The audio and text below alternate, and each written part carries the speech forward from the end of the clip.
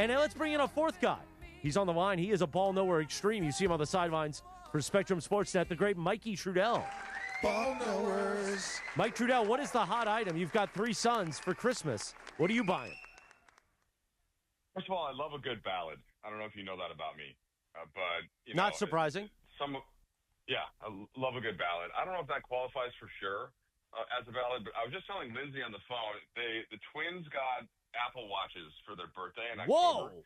And that sounds right. We can't really match that because now they get to text their friends and they can call and we can track their location, and so it's just like an amalgamation of baseball bats and baseball gloves and soccer cleats and soccer balls and Dick's gift cards. Just it's a bunch of stuff like that. Soccer jerseys, all sort of sports stuff for the most part for them. And they think, hey, this is so. They think this is so cool. They're like, look, our parents got us Apple Watches, and they think it's cool. But what they don't realize is what you've really done is you've given them a tracking device, right? Which I think is really a great idea. Everybody's happy. Part of it. Yeah, that's part of it. Now they were like the last of their friends to get them, but our other goal with this is to keep the iPhone away from them for several years, or at least yeah. I mean, how old are the boys now? 11. Yeah. Well, what's going to happen is we ended up having to we got this thing called the Bark phone, which is like basically it's just a phone and you can text and that's pretty much it. Like if they try to add like apps or something to the phone, like it'll alert us immediately, won't let them do it. So like we had to do that at some point just to be able to, because it has internet obviously too, like a browser or whatever. But even that is super, Well, Arya is very mature controlled too, so I wouldn't worry as much about Arya, Yeah, but I'm just telling you, it's coming soon. And with girls, they want to communicate differently than I think boys. Yeah. I mean, you that's also part of it. But I'm just telling you, it'll come sooner than you think. Yeah, Trudell, you're only a couple of years away from the 11-year-olds wanting to hit up the breezies. That's going to be happening soon. Yeah. Well, I'll tell you this. I think they're already into it. It's just they won't tell us yet. Oh, they're hitting up the breezies. Yeah. Oh, I'll nice. get more information from like their friends than I will them. But I'm trying real hard not to be nosy. It's not easy. Yeah. Jet and Talon and the breezies. Yeah. I'll tell you guys, I don't envy the position that you gentlemen are in, meaning, you have these young kids and technology and phones and stuff. Like my kids are now, obviously my youngest is 19, my oldest is 25. So I'm kind of past it all. But I've been reading all these things about experts now telling you how you should deal with your kids and phones in particular, that you should not have your kids with their phones through the night, like 9 o'clock. Oh, no. Is the shut off. The phone is basically, in my house, the phone is literally for when she's at school because she takes the bus at times too. Mm-hmm. So it's just like the other day, the bus broke down. So it was perfect that she had the phone. Yeah. So she called my wife, said, hey, the bus broke down. I'm here. Can you come pick me up at this place? This is where the bus broke down. Yeah. So, I mean, it worked out exactly what it is. But that's why we got that Bark phone, because it's literally just calls and texts. I actually looked it up. They don't even have it doesn't even have a browser. Yeah, You'd have to enable it, which we haven't. Yeah. So, and when she gets home, it goes right to the charging station, and then she grabs it the next morning. That's it. I guess experts are saying that kids should not have their phones past 9 p.m. In fact, they shouldn't even sleep with their phones in their room, because then, of course, they could wake up and they can get on their phone and so on. Plus, you can limit usage of apps and so on. These are all things that I never dealt with because the technology wasn't what it was when my kids were. This is 10 years ago. I mean, Mike is also in a place where he's covering NBA teams, and guys will use their phones at halftime. You know what I'm saying? I mean, hell, there have been reports not with the Lakers that guys have used their phones in game. So speaking of which, Mike, so the Lakers are at an interesting situation now, because we've now had a decent enough sample size to see that they beat the teams they're supposed to beat, but I would say more times than not, they have struggled against the teams that you would presume are in their weight class. So how do you view the season to this point? Yeah, I guess so. To me, I would say it's less about kind of beating the bad teams and losing to the good teams, because they have beaten some good teams. They have the fourth best record in the league, essentially, or there's only 4 teams that have a better record, so I guess that would make it the 5th. I think that there are what we have seen though, George, is they've lost to a specific kind of opponent pretty consistently, and that's an opponent OKC, everybody's losing to, but they're in the category of having a lot of perimeter athletes and quickness on both ends of the court. And so this obviously includes the game the other night against San Antonio. This includes Phoenix, who played a similar game plan against Reeves and Luka.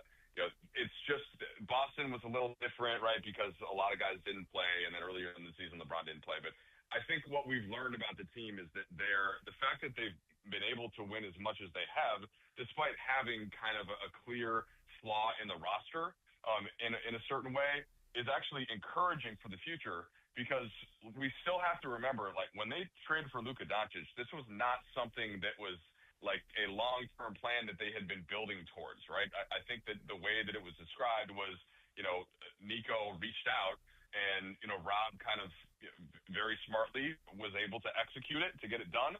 But you couldn't just build the whole roster out around Luka this summer. I thought the Smart and Ayton moves were great, and actually LaRabia's been pretty good for the most part, a little bit slumping on offense to an extent of late. But you have this next trade deadline, then you have next summer to, I think, really bring in the types of players to just fill out that roster around a build of Luka plus Austin Reeves in the backcourt, and then we'll see, of course, how long LeBron is going to keep going. So, like, overall, George, I think it's been a very positive season, but you can see that there's this one area on the team that they have to get better to beat some of the best teams, or just some of the teams that match up a certain way. Yeah, Mike, you just said players. So you're talking about trade deadline, you're talking about summer to get the players, multiple, that can play the style that we saw San Antonio play, where, they're up-tempo and they're fast and they're young and whatever. They're athletic. So do you think that they can find multiple players this season to fit the mold that they are going to have to play if they're going to compete ever with Oklahoma City, but certainly with what we saw against San Antonio earlier this week? I mean, Kevin, it's possible. And when I say multiple players, like, I don't mean that that's what has to happen this year for the team to compete. They're already a little closer, I think, than we think. And part of this is that LeBron basically just finished his preseason and his ramp up, which he had never had to go without doing before. So he's still kind of getting up to that full level of his athleticism, as we saw, right? That his dunk on Cornette, that was his first kind of throwdown dunk of the year. But it's encouraging in that he's starting to feel a little looser. And now there haven't been that many games they've all played together, but so I think that you can adjust in a way to bring somebody else in at this trade deadline, but you don't have to. Like Luka and I think, and eventually we'll see what happens with Austin Reeves, but I'm sure the Lakers would love to have Austin Reeves be a Laker for a very, very, very long time.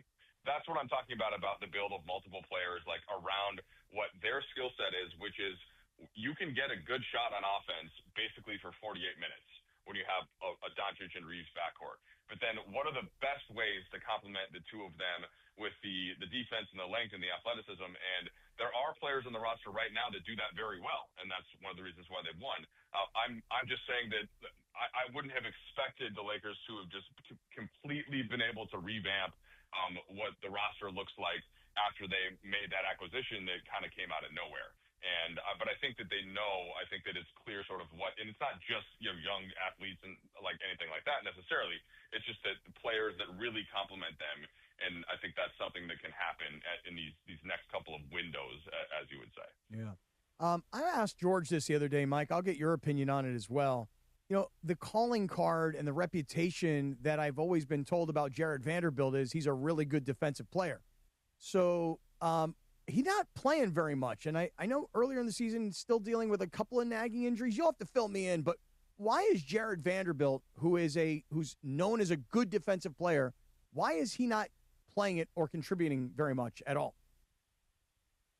Yeah, it's a good question. JJ Redick has certainly been asked it a couple times, and I'll just give you my answer and not try to summarize JJ's. But I think that the way that Vanderbilt excels on defense is. And this would have happened a couple of years ago. Hey, Luka Doncic, when he was on Dallas, Vanderbilt, go get him. Stay with him the whole possession. Don't let him screen you. You've got Anthony Davis behind you, so you can really be aggressive on the perimeter and kind of deployed like that with maybe another defensive player too, so that the Lakers don't have to switch everything.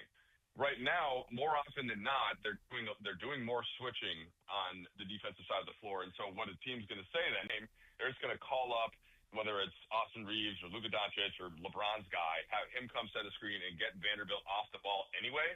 So you're not getting the full benefits of Vanderbilt as a defender, oftentimes because of that switching. And then the second part of it, he's just struggled on offense, and whether that's from the shooting or not hitting the threes in the corner, or getting into the paint and finishing, it just hasn't been his best season in terms of finishing. So I think that they've been looking in other directions. And one of those, by the way, the next player that kind of profiles as being able to do some of those things defensively would be Adu Thero. And I've been really encouraged with the minutes that he's had.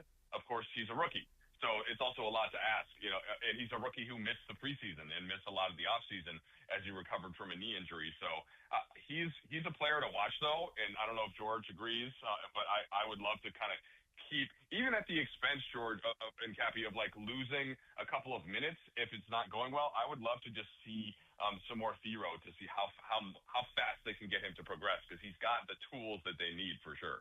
Oh, yeah. I don't think there's any question. In a perfect world, he's kind of the guy you would want. I just don't know if he's someone who is, to your point, ready for that kind of action to be thrusted in against good teams. I do like the minutes I've seen. Speaking of minutes, LeBron has started to round out into form the last couple of games. How have you kind of seen his trajectory in his most recent play? Yeah, that dunk, I think, was a little bit of an announcement of like, hey, the up, down, the vertical, and I think we've seen him unleash a couple of times now in transition where the train really gets going down the tracks. Like, that's starting to come. What is impossible to me is how he's still able to move laterally at all at age 40. You guys are both a little bit older than me, but I woke up this morning and I can like barely move my body just from the way that I slept. And like, there's something that's wrong with my shoulder, and then that kind of started the day on the wrong foot. And then I went up and I kind of barked at the twins because they were on the iPad. And we know in the morning, I don't want you playing this game, Brawl Stars in the morning. And that was basically, I started to bark at them because of my body hurting. And then I watched LeBron doing this. And so I say that to, like, we have to somehow try to mitigate the expectation. And yet then he does what he does in Philly, where he wins the game in the fourth quarter with several jump shots. And it's just like I'm constantly having to remind myself that nobody's ever played as long or as well as him, and yet still have the expectations that a maximum level player, forget the age, forget everything else, has to deliver for a team to win, because of a salary cap structure that these expectations that are on him. So it's this weird dance I feel like I'm doing in my own head, where I'm impressed at the one hand, and then at the same time wondering, well, look, they still need him to be LeBron James.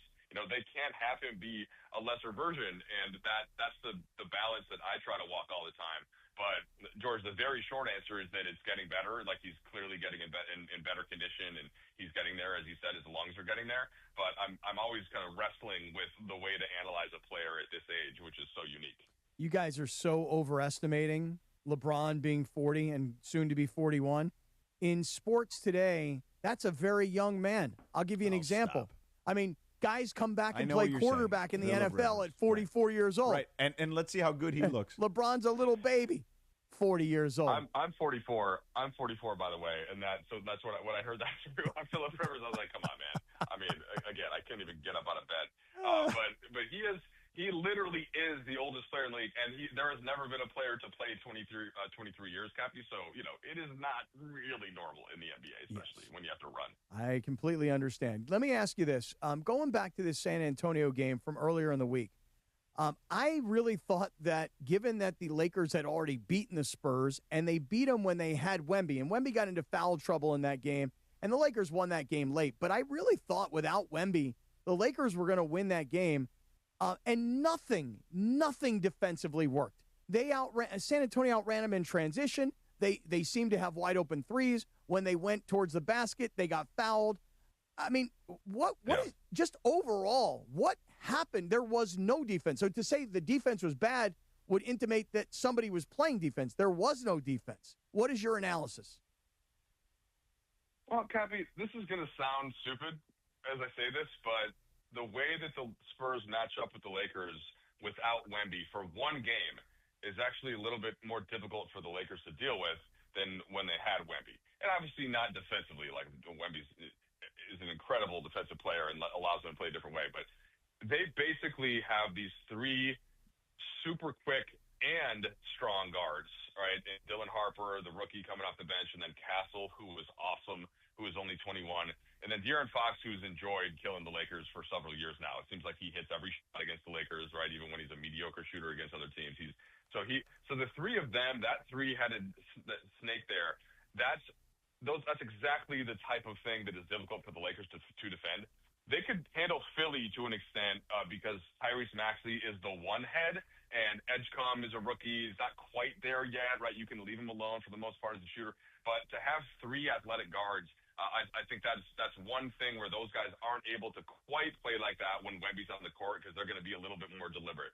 And the second thing is I actually thought that they started the game fine. And they had an early 6-point lead, and then they're up by 4. And to me, the game really flipped emotionally. Luka Doncic got fouled twice on back-to-back possessions, didn't get the call either time. And understandably, he got upset about it and maybe got a little distracted. And the Spurs, while Doncic was looking for the call, went down and got layups back-to-back. And then from that point on, they were just kind of going. And it was almost like they smelled blood, and they were able to capitalize. And I think same thing, the rest of the Lakers were got a little bit caught up with the officiating.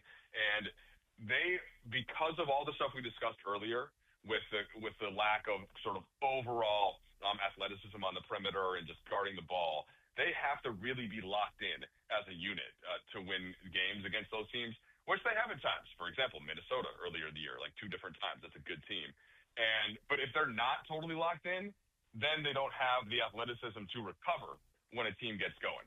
So apologies for the longer answer, Cappy. No, but that's good. That's how I would explain it. That's very detailed. Now, Mike, before we let you go, give me like a couple of things, 2-3 things that have stood out to you thus far, a quarter of the way through the season. Not Lakers, not OKC, because we know how dominant they are. Could be West, East, whatever you want. Just a couple of things that stick out to you right away, for better or worse. Okay, so the first thing, I'll just summarize the East by saying there will not be a champion from the Eastern Conference this year. There's just simply no team that is that good. And that includes like Cleveland, who is just looking terrible. Even at their best, don't have enough to do it. The Knicks are good, not great. The Pistons are an absolute pain to beat, not great. So like that, I don't think you have to worry about that too much. Now, in the Western Conference, what I think the team that had the best chance to beat Oklahoma City 4 times in a playoff series, Denver, started great. Jokic still looks amazing, but they're really missing Aaron Gordon and Christian Brown. And how much does that take a toll on Jokic and the load that he has to carry throughout the next several weeks? Can they get him a little bit of rest so that he has something left for a playoff run? So those would be 2 things. And then I do think like the Lakers factor into all of this, though, George, because you have this emergence of Austin Reeves, even though he's had a tough shooting night now 2 times in a row after carrying the team for a lot of the first couple months of the season.